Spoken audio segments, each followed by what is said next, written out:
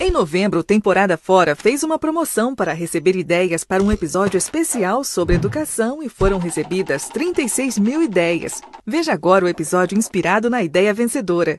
Você sabia que nos países desenvolvidos uma criança passa em média 12 anos na escola e no Brasil apenas 4,9 anos? Média inferior à de países como Argentina, Bolívia, Paraguai e até mesmo Zimbábue. A educação sempre foi importante, tanto que existem evidências que pinturas feitas pelos homens das cavernas há 40 mil anos nada mais eram que material de ensino. E até no Egito Antigo já existiam escolas que se assemelhavam com as nossas universidades atuais. Mas uma coisa que mudou durante toda a história foi quem tem acesso ao conhecimento, porque com a invenção da escrita e o desenvolvimento de conhecimentos abstratos, como a matemática, cada vez menos pessoas têm tido acesso.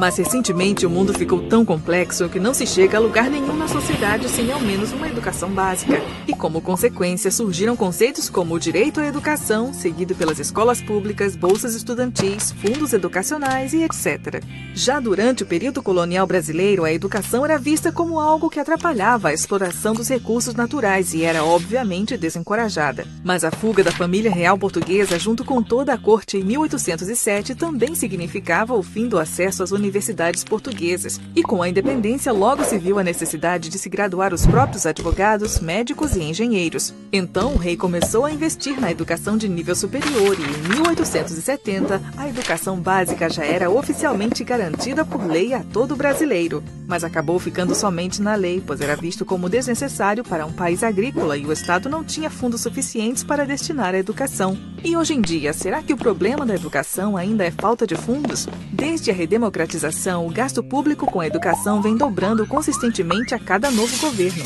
Mas será que os salários dos professores também dobraram a cada 4 anos nas últimas 2 décadas? Obviamente que não. Mas aonde será que esse dinheiro todo está indo? E seria esse o problema da educação? Professores mal pagos? Se compararmos a média salarial entre a rede pública e privada e levarmos em conta os benefícios da carreira pública, veremos que o salário médio na rede pública é maior. Mas isso não significa que os professores da rede pública ganham bem, mas sim que os professores da rede privada também ganham mal.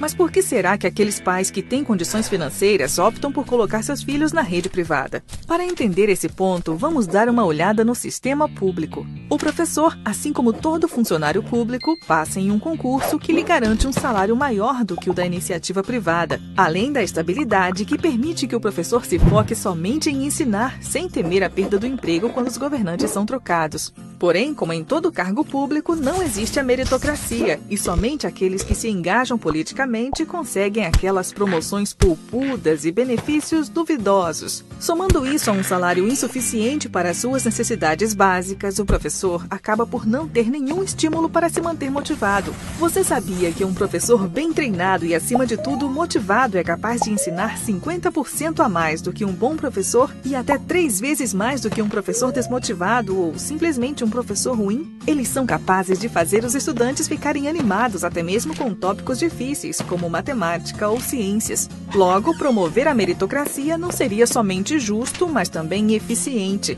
Mas e aqueles professores que sequer gostam de ensinar e estão lá apenas porque passaram no concurso? O que acontece com eles?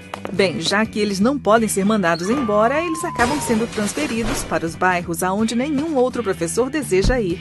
Aqueles bairros pobres com altas taxas de criminalidade e onde os pais precisam trabalhar o dia todo só para terem o que comer. É fácil perceber que ali estão as crianças que mais precisam de assistência e boa educação.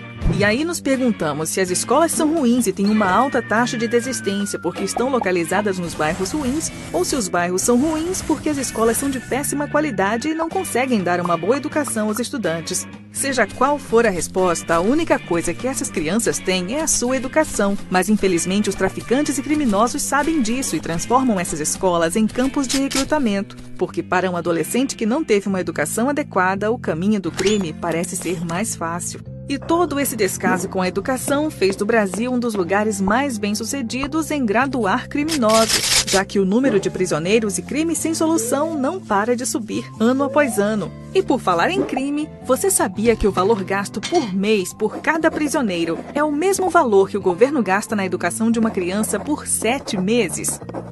E isso sem considerar os custos de segurança pública e a perda de um potencial membro produtivo da sociedade. Existem hoje no Brasil 500 mil de pessoas presas e mais de 26 mil trabalhadores estrangeiros chegam ano após ano para preencherem vagas para as quais não existem brasileiros qualificados. Agora você deve estar esperando que o Temporada Fora apresente uma solução no final do vídeo. Mas infelizmente a vida real não é um vídeo e o que podemos fazer é divulgar as verdadeiras consequências da péssima qualidade da educação pública de nível básico.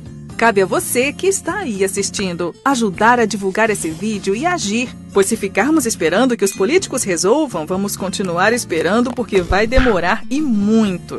Se você, assim como o Temporada Fora, acredita que apenas juntos vamos conseguir mudar essa vergonha, divulgue esse vídeo e não se esqueça de colocá-los nos seus favoritos e inscrever-se no canal, porque isso ajuda bastante.